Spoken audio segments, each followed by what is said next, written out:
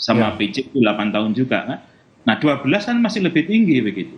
Nah sehingga fasilitas ini memang benar masih belum ditegakkan ya sebagaimana normanya, sebagai substansi hukumnya. Jadi ini saya kira adalah persoalan penegakan hukum yang ada di peradilan kita, dan semoga masyarakat tidak menjadi patah hati ya dengan sebagaimana disampaikan Mas Timothy tadi, bahwasanya nanti orang akan percuma saja karena awal sudah mengakui yang bersangkutan bersalah dan pasti nanti akan dijatuhi hukuman ya, tapi kemudian tidak ada fasilitasnya, kan menjadi jebakan nantinya. Ini yang kita. Nah, nah peradilan sendiri, Pak Aan, menurut Anda apakah harus menaruh pertimbangan mengenai apa efek dari tuntutan tersebut sebelum menuntut? Dalam arti begini, apakah harus benar-benar dengan kacamata kuda melihat saja apa saja fakta-faktanya, apa saja informasi maupun yang diyakini oleh jaksa berdasarkan fakta di persidangan, dan menentukan tuntutan sesuai dengan fakta-fakta dan apa yang diyakini tersebut, ataukah tetap harus mempertimbangkan ini seorang justice collaborator. Seorang justice collaborator ini akan menjadi contoh bagi masyarakat, akan menjadi contoh bagi calon justice collaborator lainnya, mungkin dalam kejahatan yang lain begitu. Dan kita ingin agar orang jangan ragu menjadi seorang justice collaborator dengan salah memberikan tuntutan. Apakah itu harusnya menjadi pertimbangan atau tidak sebenarnya dalam persidangan ini, Pak Aan? Ya, seharusnya menjadi pertimbangan. Dalam hukum pidana, Pak. Dalam hukum pidana itu dipisahkan, ya, ada dua hal yang berbeda lah antara perbuatannya, ya, yang memenuhi rumusan tadi, yang dengan kacamata kuda tadi, apakah sudah memenuhi unsur-unsur yang didakwakan dalam 340 kan gitu ya. Jadi akan itu dikonstruksikan oke, sah-sah saja begitu. Itu adalah dari sisi pemenuhan tindak pidananya, ya, dari sisi perbuatannya. Kemudian yang berikutnya, setelah tahap pembuktian ini untuk membuktikan apakah perbuatan itu merupakan suatu tindak pidana sehingga diancam sebagai suatu tindak pidana dengan hukuman tertentu, nah baru berikutnya adalah soal pemidanaannya, mau dipidana, ya, mau dipidana berapa, ya. Nah untuk menentukan mau dipidana berapa ini ada dua hal yang dijadikan indikator. Satu adalah yang meringankan, yang kedua adalah yang memperberat. Nah, DC ini adalah salah satu faktor yang meringankan, kan begitu. Terlepas bahwa yang bersangkutan terbukti atau tidak terbukti, ya. Nah, dalam konteks ini kan sebagai DC dari awal kan sudah ngomong, sudah bicara bahwasanya nah, kan begitu kan? Saya bersalah dalam konteks Eliezer, saya yang menembak, kan begitu. Kan jelas menembak itu sudah melanggar hukum, ya toh? Apalagi mengakibatkan ya terbunuhnya orang, ya. Memang ada dua hal dalam kasus ini. Kalau tembakan dari depan yang mengenai jantung, ya itu akibatnya mengakibatkan pendarahan. Tapi juga ada tembakan dari belakang yang mengenai kepala, itu yang kemudian semakin mati. Ketika Eliezer mengatakan bahwa masih mengerang ketika ditembak dari depan. Nah, jadi penembak kedua yang dari belakang, karena yang ditembak adalah kepala, ya otaknya, maka yang terjadi adalah justru kematiannya di situ. Nah, ini yang bersangkutan sudah mengakui ini. Sudah mengakui bahwa telah membunuh, ya, telah menembak, akibatnya nyawanya terampas begitu. Nah, sekarang persoalannya dengan adanya GC ini mau dihukum berapa? Kan tinggal itu saja. Soal pemidanaannya mau dipidana berapa? Nah, untuk itu maka ada faktor yang meringankan tadi salah satunya. Yang itu tidak dimiliki oleh FS. Kemarin jaksa mengatakan bahwasanya untuk FS tidak ada faktor-faktor yang meringankan, adanya memberatkan semua. Untuk Eliezer seharusnya ini adalah sebagai GC itu adalah faktor yang meringankan. Nah, walaupun tadi malam juga Jampidum mengatakan bahwasanya penetapannya belum dari pengadilan, saya kira kita tidak sampai ke sana lah ya, karena apa? Masyarakat sudah tahu semua, LPSK sudah bicara di publik, ya jangan hanya persoalan administrasi begitu. Iya betul, hanya administrasi sebenarnya. Ya kita tahu banyak masyarakat mengikuti kasus ini dan mungkin ya tidak mungkin jaksa tidak memahami bahwa ini seorang JC. Tapi apakah memang status justice collaboratornya dari Eliezer ini sendiri masih akan dipastikan oleh hakim dalam vonisnya? Apakah benar ia diterima sebagai justice collaborator atau tidak? Apakah di tahapan inikah atau justru di vonis akhir hakim harus menyatakan apakah menerima semua pernyataan dan kesaksian dari Eliezer ini sebagai justice collaborator atau tidak?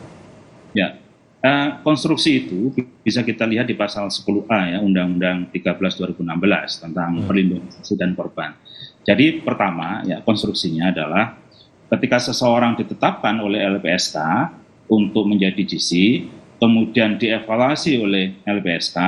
Nah, LPSK ketika hasil evaluasinya bagus, keterangannya konsisten, tidak ada bohongnya, kemudian bisa membuka suatu kasus dengan terang benderang, maka LPSK akan memberikan namanya penghargaan. Penghargaan kepada yang bersangkutan. Penghargaannya nanti itu berupa keringanan penjatuhan. Nah, itu diberikan dalam bentuk rekomendasi, karena kan LPSK tidak bisa menuntut atau tidak bisa menjatuhkan pidana, kan begitu kan? Nah, LPSK hanya melindungi, melindungi saksi dan korban. Nah, rekomendasi dari LPSK ini secara tertulis ya diberikan kepada siapa? Kepada penuntut umum. Untuk apa? Untuk dimuat dalam tuntutannya kepada hakim. Jadi hakim menerima masukan soal atau rekomendasi soal penghargaan seorang GC itu adalah dari penuntut umum. Dan ini sudah dimuat. Kemarin kita sudah dengarkan bersama bahwasanya di dalam tuntutan terhadap Eliezer itu JPU sudah menyatakan bahwa Eliezer adalah seorang GC. Itu sudah sangat clear, sudah dimuat. Ini sudah benar jaksa di sini. Nah, kemudian nanti setelah itu masuk ke dalam tuntutan, hakim, ya ini ada dasarnya bahkan di penjelasan pasal 10A ayat 4, ya, disebutkan bahwa hakim memperhatikan dengan sungguh-sungguh rekomendasi dari LPSK yang dimuat dalam tuntutan penuntut umum.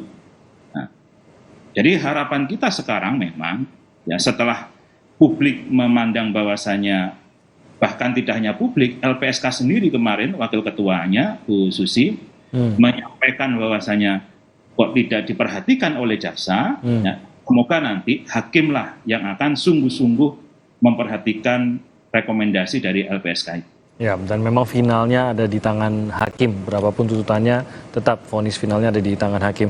Pak Edi masih tersambung bersama kami ya. Pak Edi tadi sepertinya sempat ada gangguan videonya.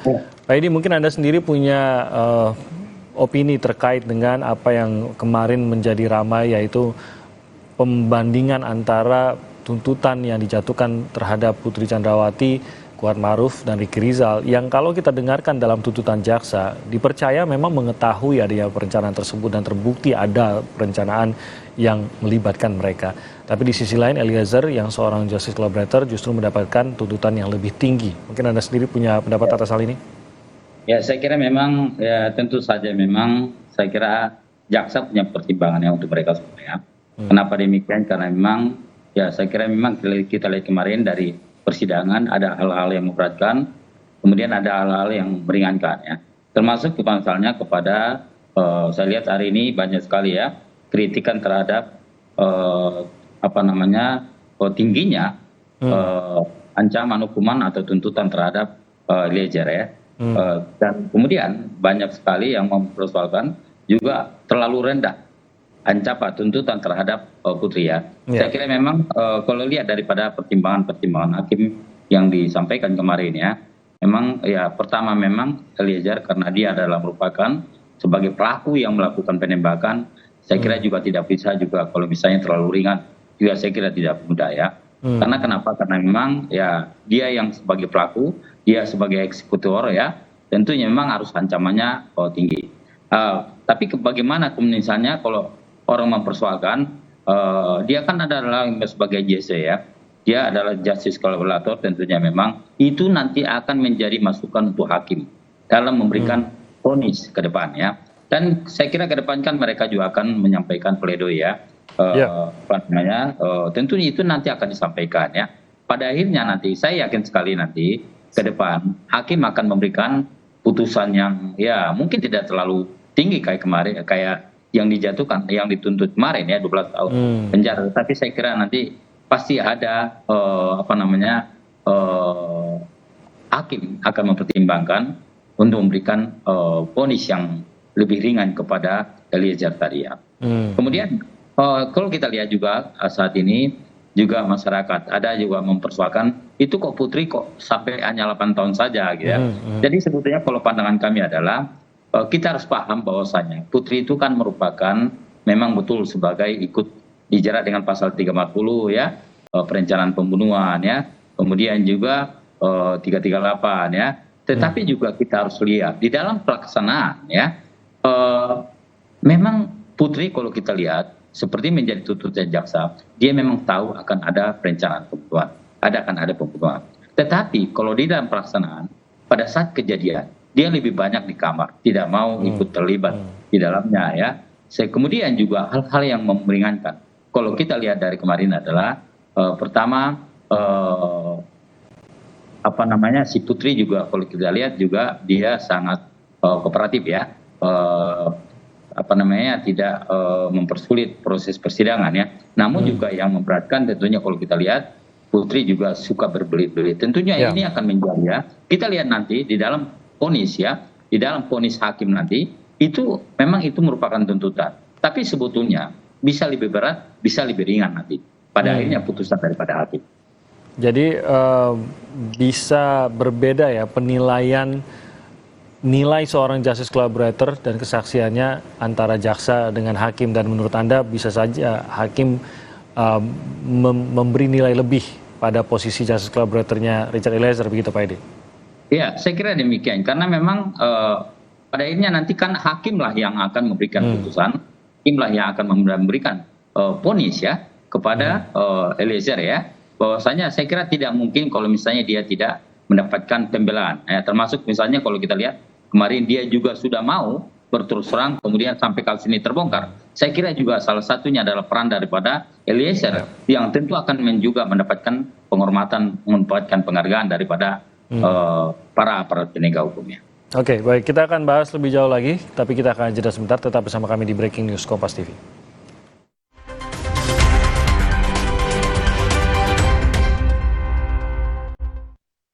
Sejak 1972, PT Taiso telah memproduksi obat berkualitas. Quality control ketat, modern,